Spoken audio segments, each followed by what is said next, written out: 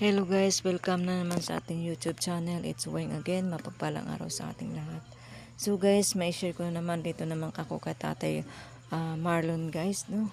So marami siyang mga ngayon biniflex niya yung mga mutya ng bulalakaw. Ang hawak ko guys na bilog ay meteor po guys, mutya ng bulalakaw. Bulalakaw po yan na buo guys.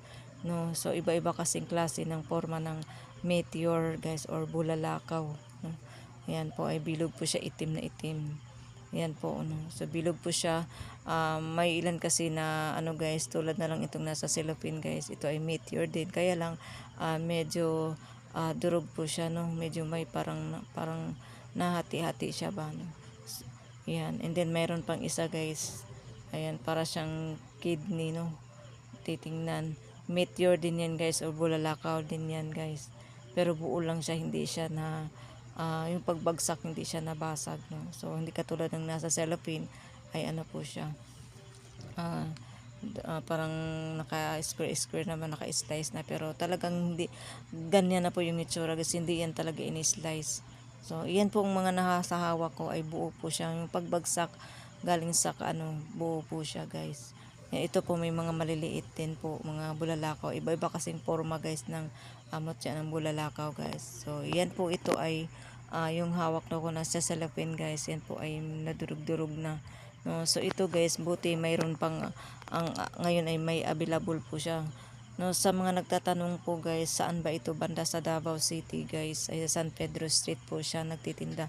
Kaya lang hindi siya lagi-lagi rito dahil babiyahe-biyahe din kasi hindi kasi siya permanente dito, guys. So ayan mga kawing, ito po ang tinatawag na ito ay meteor o bulalakaw. Ang tawag nito man ito sa iba ay diamanting black diamond na hilaw, parang ganun ba. So ito po ay pagka sinisindihan ito para magiging maitim siya na makintab siya, guys, no. Yan, oh.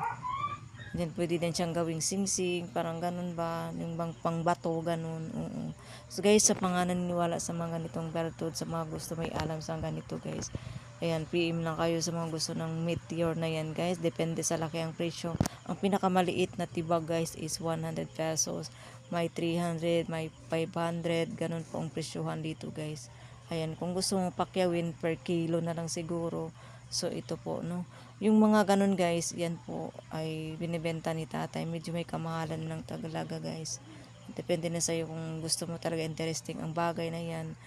Kasi yung iba kasi sa taga ibang bansa ang kumukuha din ito kay tatay. Kasi itong mga meteor na ito, niritualan nila daw, sabi ni tatay. Tapos pangontra daw sa mga negatibong bagay ng masamang elemento, sabi ni tatay. So ito po, meteor po ito, guys, o bulalakaw, mutya ng bulalakaw. So sa may gusto po nito, guys, at sa naniniwala sa mga ganitong bertud, PM lang kayo, may number naman kayo kung anong baka may available po. Ayan po.